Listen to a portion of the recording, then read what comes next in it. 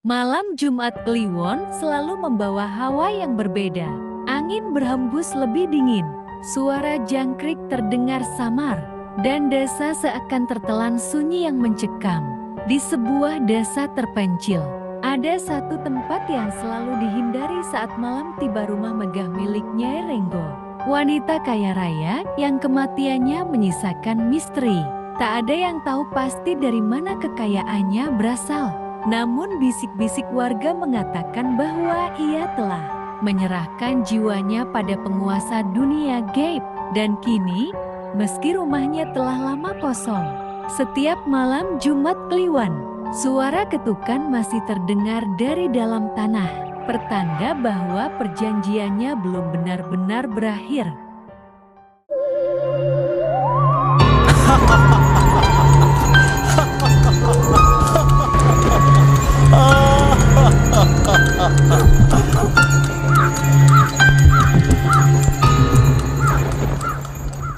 Nyai Renggo, pesugihan malam Jumat Kliwon.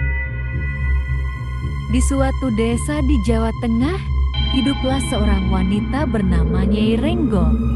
Ia terkenal sebagai saudagar kaya raya yang memiliki tanah luas, sawah yang selalu panen melimpah, dan rumah megah bak istana. Namun, tak ada yang tahu dari mana kekayaannya berasal. Orang-orang hanya berbisik-bisik bahwa Nyai Renggo mendapatkan hartanya dari jalan pesugihan. Tapi tak seorang pun berani menanyakannya langsung. Wajahnya selalu tampak muda, meski usianya sudah lebih dari setengah abad. Namun, setiap malam Jumat Kliwon, desa itu berubah mencekam. Angin kencang berhembus, suara lolongan anjing menggema. Dan dari rumah Nyai Renggo terdengar suara gamelan halus yang terdengar samar, diiringi tawa wanita misterius. Perjanjian dengan Ratu Jin. Konon, bertahun-tahun yang lalu, Nyai Renggo pernah miskin dan hampir mati kelaparan. Dalam keputusasaan, ia pergi ke hutan angker di kaki gunung dan melakukan ritual pesugihan. Di sana, ia bertemu dengan Ratu Jinlat Selatan, sesosok wanita cantik bergaun hijau, dengan sorot mata yang dalam dan senyum mengerikan. "Kekayaan yang kau inginkan bisa kudapatkan," ujar sang ratu. "Tapi ada harga yang harus kau bayar." Tanpa ragu, Nyai Renggo mengangguk. Apapun akan ia lakukan, asalkan hidupnya tak lagi melarat. "Setiap malam Jumat Kliwon, kau harus melayaniku," bisik Ratu Jin. "Jika kau menolak, kau tahu akibatnya." Sejak saat itu, kehidupan Nyai Renggo berubah. Harta mengalir deras kepadanya. Namun, setiap malam Jumat Kliwon, ia menghilang dari rumahnya. Konon, ia pergi ke hutan larangan di pinggir desa dan menghilang hingga menjelang subuh. Malam terakhir yang mengerikan, warga desa sudah lama penasaran. Suatu malam Jumat Kliwon, seorang pemuda nekat mengintai rumah Nyai Renggo. Dari celah jendela, ia melihat sesuatu yang tak akan pernah bisa ia lupakan. Di dalam rumah, Nyai Renggo berdiri di tengah ruangan dengan mata kosong. Tubuhnya bergetar, lalu tiba-tiba terdengar suara wanita tertawa.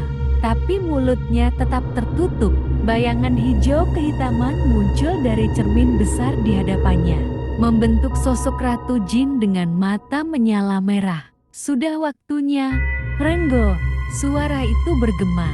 Nyai Renggo tersentak, tubuhnya bergetar hebat. Ia membuka mulut, tapi yang keluar adalah suara tangisan bayi. Mendadak, angin kencang berhembus, lampu-lampu padam, dan pintu rumah terbuka sendiri. Pemuda yang mengintip langsung melarikan diri dengan tubuh gemetar. Keesokan paginya, Nyai Renggo ditemukan tergeletak di depan rumahnya. Kulitnya berubah keriput seperti nenek-nenek berusia ratusan tahun. Desa itu pun kembali tenang. Namun, sejak kematian Nyai Renggo, setiap malam Jumat Kliwon, warga sering melihat bayangan hijau berkelebat di sekitar rumahnya yang kini kosong. Mereka percaya Nyai Renggo masih menunggu perintah dari Ratu Jin, terperangkap dalam perjanjian yang tak bisa ia langgar. Arwah yang tak tenang. Setelah kematian Nyai Renggo, rumah megahnya dibiarkan kosong. Tak ada yang berani menyentuh barang-barangnya, apalagi tinggal di sana. Namun, kejadian aneh mulai mengganggu warga desa. Pada malam Jumat Kliwon berikutnya, beberapa orang melihat bayangan hijau berkelebat di sekitar rumah tua itu.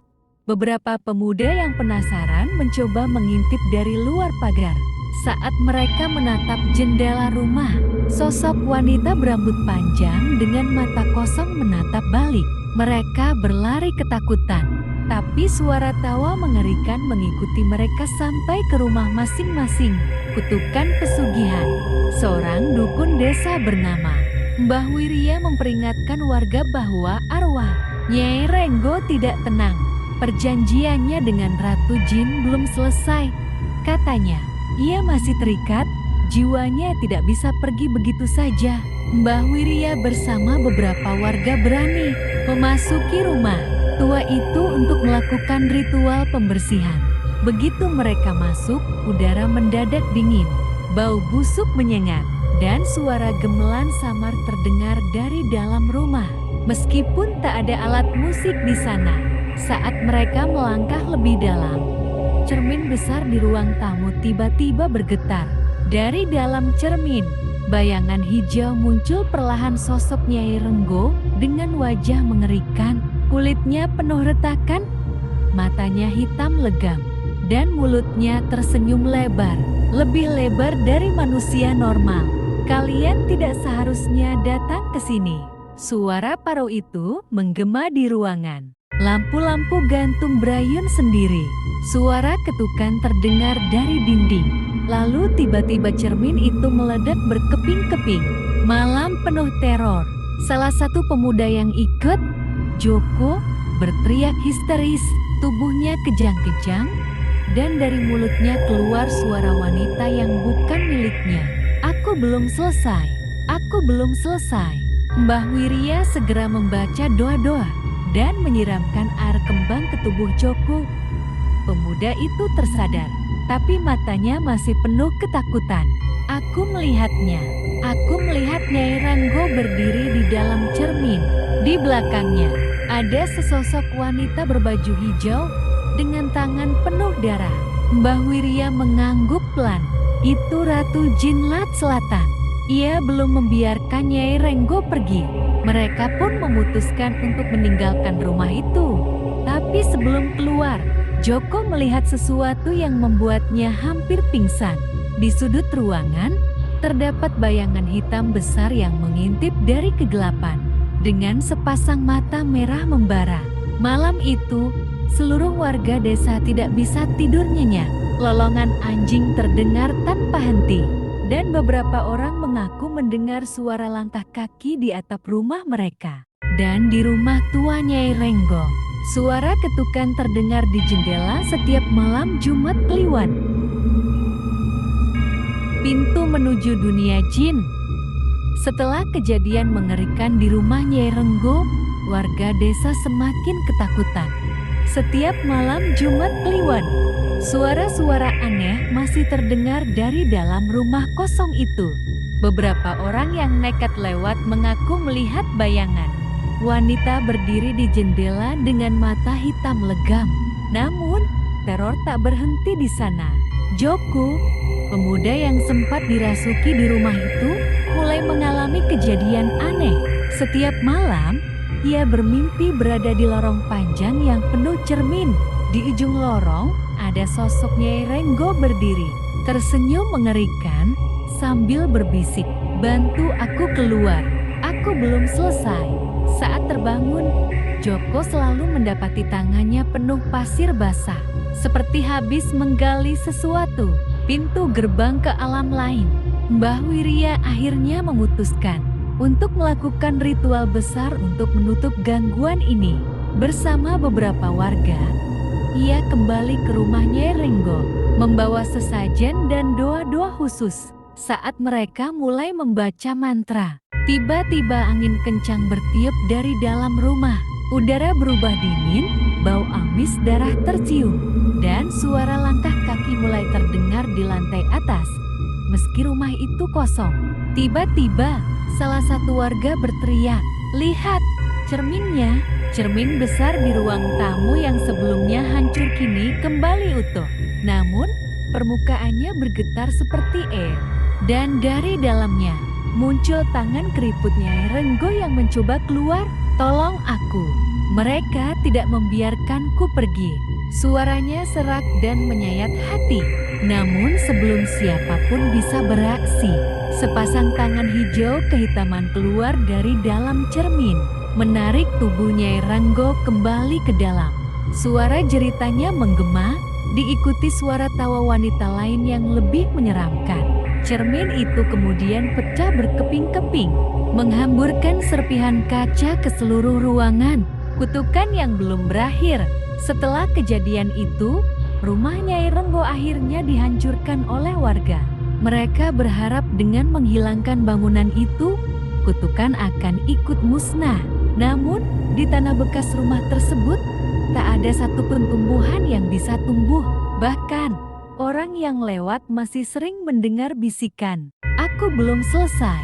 Dan setiap malam Jumat Kliwon, beberapa warga yang tak sengaja menatap genangan air di sekitar lokasi itu mengaku melihat wajah Nyai Renggo sedang tersenyum di dalam pantulan air. Setelah rumah Nyai Renggo dihancurkan, warga desa mulai merasa tenang. Namun, ketenangan itu tak berlangsung lama.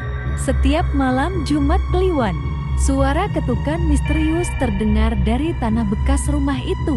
Beberapa warga yang penasaran mencoba mengintip dari kejauhan. Namun, mereka justru melihat sesuatu yang membuat bulu kuduk merinding. Bayangan seorang wanita berbaju kebaya lusuh, berdiri di tengah lahan kosong, menatap lurus ke arah mereka. Bayangan itu tidak memiliki wajah. Mimpi buruk Joko yang pernah dirasuki di rumah Nyai Renggo kembali diganggu oleh mimpi-mimpi mengerikan. Ia melihat dirinya berdiri di tengah pantai yang gelap. Di depan, ada sebuah gerbang besar berwarna hitam, di mana suara-suara aneh bergema dari baliknya. Di sampingnya, berdiri Nyai Renggo. Tapi kini, wajahnya lebih menyeramkan, kulitnya menghitam dan retak seperti tanah kering. Matanya kosong, dan mulutnya tersenyum lebar, lebih lebar dari manusia biasa. "Kau harus membantuku." Suaranya terdengar seperti desisan ular. Joko terbangun dengan tubuh basah kuyup. Namun yang paling mengerikan adalah di bawah tempat tidurnya terdapat jejak kaki berlumpur yang berujung ke arah jendela. Ritual pemanggilan yang gagal. Mbah Wiria dan para sesepuh desa akhirnya memutuskan untuk melakukan ritual terakhir.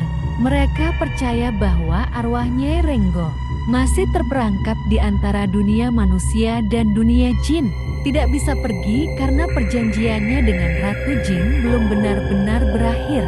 Di tengah lahan kosong bekas rumah Nyai Renggo, mereka menyalakan dupa, membaca doa-doa, dan menaburkan bunga 7 rupa. Namun, begitu ritual dimulai, angin bertiup kencang. Suara rintihan mulai terdengar dari dalam tanah, dan tiba-tiba tanah di tengah-tengah mereka membelah. Dari dalam lubang itu, muncul Nyai Renggo, merangkak dengan gerakan patah-patah. Tubuhnya penuh luka menghitam. "Tolong aku tidak bisa keluar dari sini." Suaranya bergetar. Namun sebelum mereka bisa melakukan apapun, terdengar suara tawa keras dari langit. Dari balik pepohonan, muncul sosok wanita berbaju hijau, dengan rambut panjang menjuntai dan mata berwarna merah. "Ratu Jin Lat Selatan, Nyai Renggo adalah milikku," bisiknya dengan suara menggetarkan. Tiba-tiba, Nyai Renggo menjerit. Tubuhnya diseret ke dalam tanah yang kembali menutup, meninggalkan bau anyir menyengat. Suasana menjadi sunyi. Tak ada yang berani berbicara, hingga akhirnya tanah itu tiba-tiba mengeluarkan retakan-retakan kecil. seolah sesuatu masih berusaha keluar. Mbah Wirya memerintahkan warga untuk segera pergi. Namun sebelum meninggalkan tempat itu, Joko sempat melirik ke genangan air di dekatnya dan ia melihat wajah Nyai Renggo tersenyum dari dalam bayangannya sendiri. Setelah ritual itu, gangguan mulai berkurang, namun tak benar-benar menghilang. Warga masih melarang siapapun mendekati lahan bekas rumah Nyai Renggo. Dan setiap malam Jumat Kliwon, mereka masih bisa mendengar suara ketukan dari bawah tanah. Kutukan yang terkunci. Sejak ritual pemanggilan yang gagal, suasana di desa menjadi semakin mencekam. Warga yang melewati lahan bekas rumah Nyai Renggo sering merasakan tatapan tak terlihat, mendengar bisikan halus, atau mencium bau anyir tanpa alasan. Namun yang paling mengerikan terjadi pada Joko. Setiap malam, ia mendengar ketukan pelan di bawah lantai rumahnya. Awalnya ia mengira itu hanya perasaannya, tapi lama-kelamaan suara itu semakin jelas. Tok, tok, tok. Saat ia berani mengintip ke bawah tempat tidurnya, ia melihat bayangan hitam merayap keluar dari celah papan lantai. Dan di malam puncaknya, Joko terbangun dalam keadaan berdiri di depan lahan kosong bekas rumah Nyai Renggo, tanpa ingat bagaimana ia bisa sampai di sana. Di depannya, terdapat lubang kecil yang menganga, seolah sesuatu telah berhasil keluar dari dalam tanah. Mbah Wirya dan ritual terakhir. Melihat kejadian ini, Mbah Wirya sadar bahwa kutukan Nyai Renggo belum sepenuhnya terhenti. Arwahnya masih berusaha kembali ke dunia manusia, mencari celah untuk melepaskan diri dari perjanjian dengan Ratu Jin Lat Selatan. Mbah Wirya mengumpulkan para dukun dari desa lain untuk melakukan ritual terakhir. Kali ini, mereka tidak hanya ingin mengusir arwah Nyai Renggo, tapi juga menutup gerbang yang menghubungkan dunia manusia dan dunia jin. Malam itu, di bawah bulan purnama, mereka menyiapkan sesajen lengkap dan mulai membaca doa-doa kuno. Saat ritual dimulai, angin berhembus kencang. Suara lolongan anjing menggema di kejauhan dan tanah mulai bergetar. Dari dalam lubang di tanah, muncul dua tangan hitam penuh luka. Nyai Renggo berusaha keluar. "Tolong aku, jangan biarkan aku kembali," teriaknya dengan suara parau. Namun sebelum siapapun bisa bertindak, muncul bayangan hijau besar di atas mereka. Ratu Jin Lat Selatan telah datang. "Ia milikku, dan siapapun yang mencoba menghalangi akan mengalami nasib yang sama." Mbah Wirya tak gentar. Ia segera menaburkan garam dan membakar dupa khusus di sekitar lubang. Dengan suara tegas, ia membaca mantra pemutus perjanjian pesugihan. Nyai Renggo menjerit kesakitan. Tubuhnya mulai tertarik kembali ke dalam lubang. Sementara Ratu Jin mengeluarkan raungan marah. Namun, semakin kuat ritual dilakukan, semakin redup kekuatan Ratu Jin. Hingga akhirnya, dengan suara ledakan besar, lubang itu tertutup dengan sendirinya. Akhir dari kutukan. Setelah ritual itu, desa kembali tenang. Tidak ada lagi suara ketukan. Tidak ada lagi bayangan yang mengintip di malam hari. Lahan bekas rumah Nyai Renggo kini ditanami pohon beringin besar sebagai penutup gerbang gaib. Namun, Mbah Wirya berpesan kepada warga, jangan pernah bermain dengan pesugihan. Karena begitu kau menandatangani perjanjian dengan dunia lain, tak ada jalan keluar selain kehancuran.